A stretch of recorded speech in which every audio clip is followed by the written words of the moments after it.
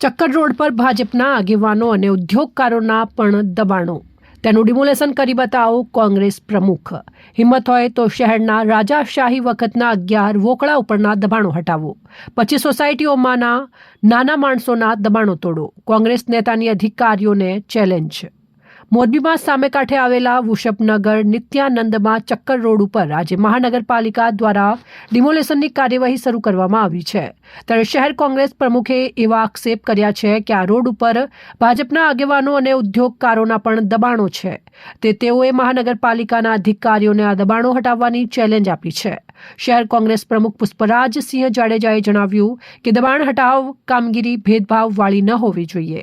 ચક્કર રોડ ઉપર ભાજપના આગેવાનો અને ઉદ્યોગકારોના ઘરની આજુબાજુ દબાણો છે, તેને હટાવવા જોઈએ. મોરબીમાં 11 રાજાશાહી વખતના વોકળાઓ છે, તેની ઉપર ભાજપના આગેવાનોએ શોપિંગ બનાવી દીધા છે અને પાર્કિંગ બનાવી દીધા છે. માત્ર સીન સપાટા કરવાની જરૂર નથી. અધિકારીઓ ગમે ત્યાં ડિમોલેશન કરવા પહોંચી જાય છે. જો ખરેખર તમારામાં હિંમત હોય તો કામ કરવાની ભાવના હોય તો પહેલા રાજાશાહી વખતના વોકળા ઉપરના દબાણો દૂર કરો, પછી સોસાયટીના અંદરના દબાણો દૂર કરો. જો ચક્કર રોડ ઉપરના તમામ દબાણ નહીં હટે તો હું મહાનગરપાલિકાને લેખિતમાં આપીશ કે ક્યાં આગેવાનોનું દબાણ છે અને જે દૂર કરવામાં આવ્યું નથી.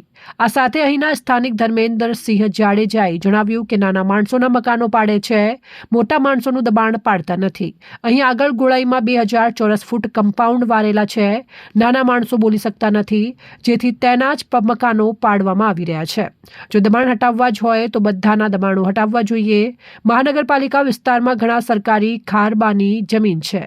તેના ઉપર અમુક વગ ધરાવતા લોકોએ લક્ઝરી ઓફિસો બનાવી છે. તેને જમીનનું દબાણ દૂર કરાવવા જોઈએ.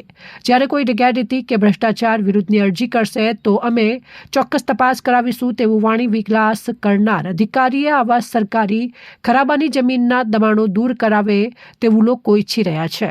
Reporter Shrikant Patel, Pradeep Tantral, news Morbi.